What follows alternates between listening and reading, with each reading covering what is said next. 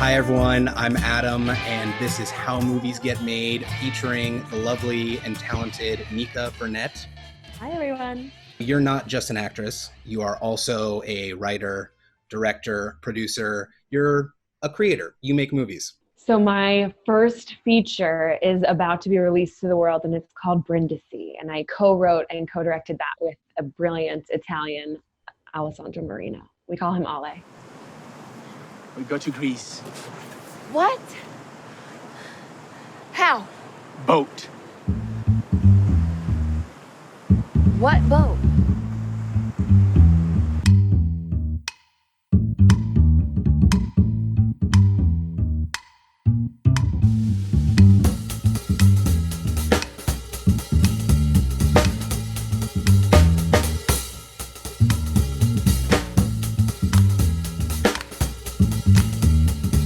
Sono io il capo e prendo io le decisioni. You're being emotional now. And I was like, Ale, let's work together. Let's make a short film in Italian. And we made this kind of silly turning door farce that was bilingual. And then after that, he was like, let's do something again. How did you manage that with co-directing? In terms of acting, both of you in a lot of the same shots together. Did you relinquish control to Christian and just trust him? Did you have playback a lot of the time? Talk to me about how that worked on set. Yes, this is a very important question for this movie because the movie is all the two of us in it, and we're both the directors. So Right. I have directed many short films, like I was saying, exactly like this, where I work with the same cinematographer, Christian Klein, and I'm the actor. So again, I think because I come from the theater, I don't watch playback unless there's something technical that I need to see, if I need to see where the whip pan ends or something like this.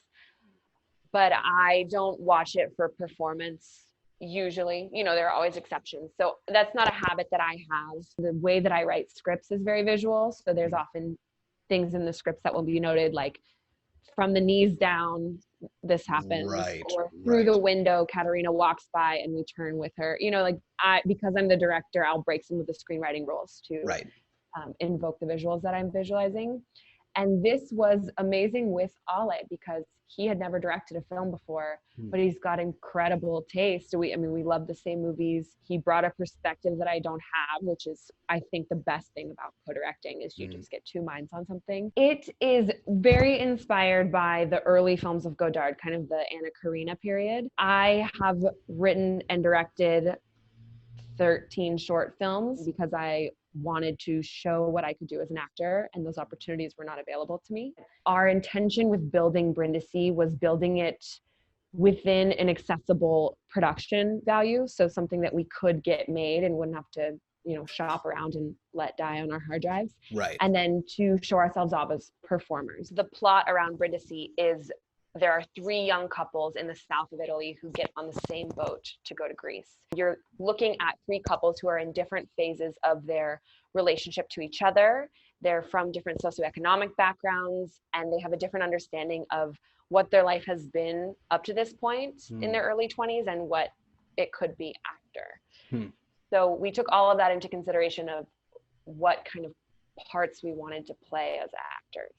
We shared some movies with each other. So I shared with him Pierrot le Fou, Crazy Pete. For those who don't know, Jean-Luc Godard, French New Wave pioneer in the 50s till today, an amazing French filmmaker. I want to talk a little bit about that movie's production history. It stars Belmondo and Karina as Godard said, the last romantic couple. Belmondo, in one of the interviews for Pierrot le Fou, was talking about how he doesn't like method acting. He's more into like observing a priest, for instance, and then portraying that priest as opposed to trying to believe the priest. And you have 3 different characters in the movie too.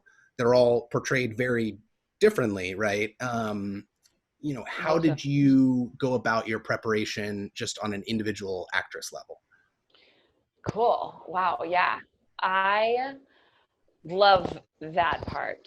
That's my dream and what I love to do. I certainly wouldn't call myself a method actor, but I have studied a lot with some teachers under what's called the Stella Adler method, which is based a lot in backstory, and it's kind of an intellectual approach. I like to think about where they come from who raised them, is it easy to get food on the table in your house, and who was the first person that you loved? Like all of these things that I know inform me and how I make decisions are things that I think about for my characters. Mm-hmm.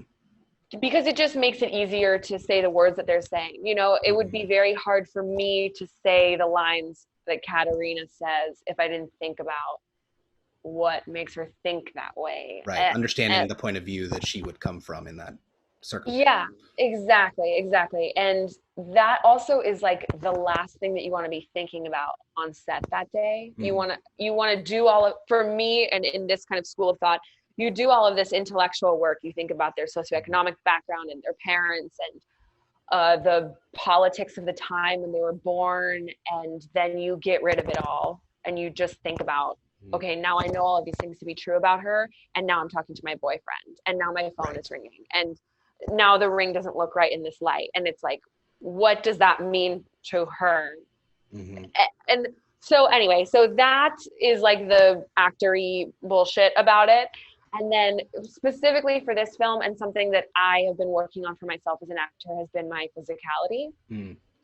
I think the intellectual side is natural for me, and it's something that I work on literally every day, just watching people and watching movies. Mm-hmm.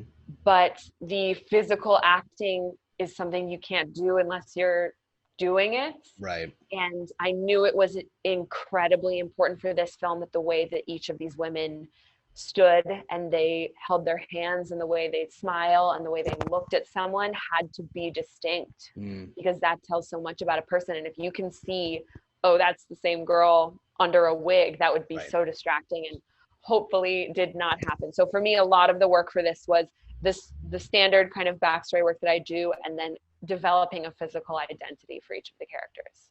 Interesting. We wrote the script and we memorized it word for word in the rehearsal process, and we were able to perform it like a play.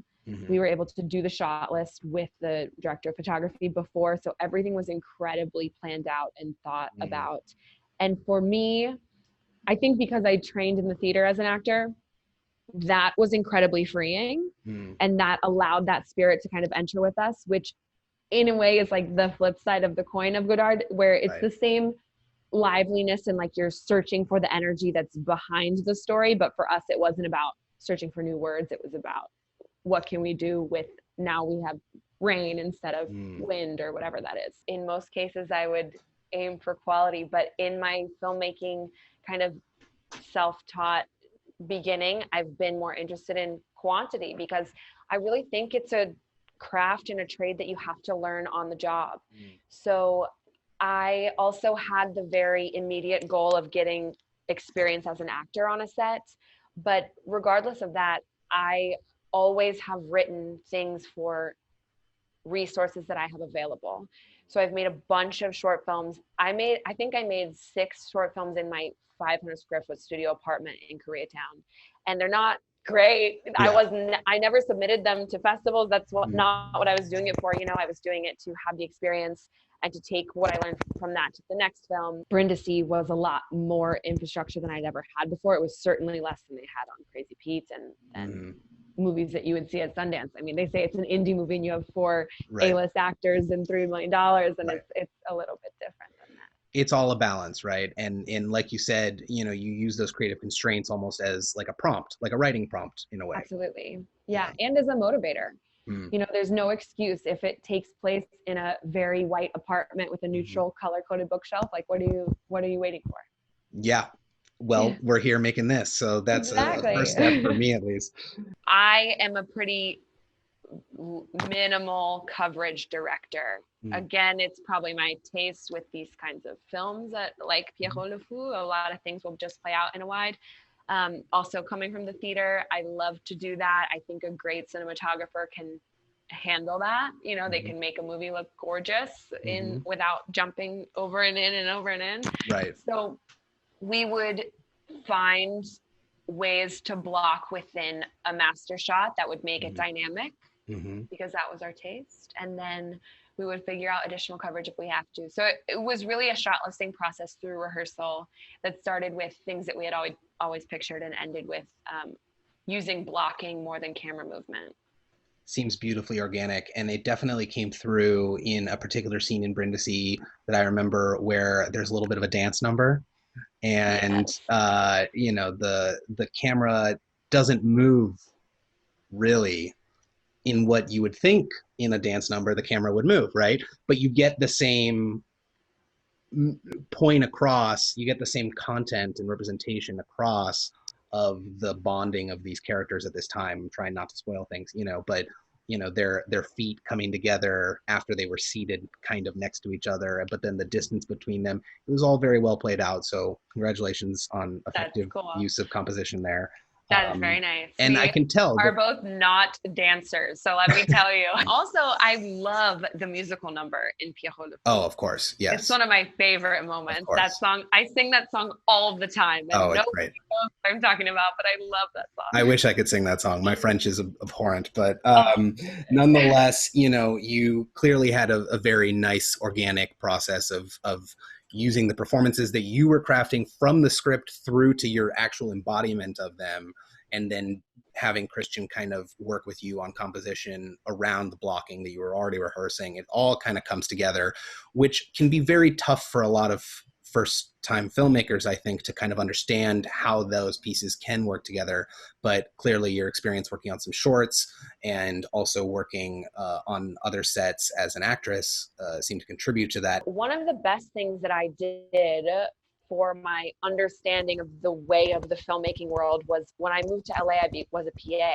Mm-hmm. And I did that for, I think it was 2 years. And for one of those years, I was kind of the first assistant to an AD. So I watched him schedule, and he was scheduling these massive, it was mostly car commercials that we were doing, but just dealing with locations and people and talent and all of that production work, and using the Tetris skills that he had developed in his mind over so many years was incredibly informative to me, and it made this film seem easy. Yeah, that makes sense. I mean, to know how to make your day, a term that we generally refer to for, you know, getting the shots that you had scheduled for that day, right? In order to make your day, you have to not only have the preparation, but also have some experience, really, a lot of the time. And that's really smart that you got that experience went right as soon as you came out here. Yeah, I think it's tough for actors to do that. You know, I mean, now so many more actors are making their own content, of course, but right. What do you do if you're an actor who went to theater school and then you move to LA and you've never been on set, and now everyone tells you to make your own content? It's like, right. I am so lucky that I was forced into a situation where I had to pay my own way for my life. So I was a PA every day, but I think, you know, I majored in philosophy in college, and I was a PA on set. Those are the best things I did for my acting. Well, you and Ale have clearly both made a spectacular feat of making your first feature film. Most people can't say that. I enjoyed it. Watch Brindisi when you can. At Brindisi the Film on Instagram, or at Nika Burnett. You can find Ale and Christian from my page and from the Brindisi page. There you go. This has been How Movies Get Made. We'll see you next time. Thank you. Bye. Thank you. Bye.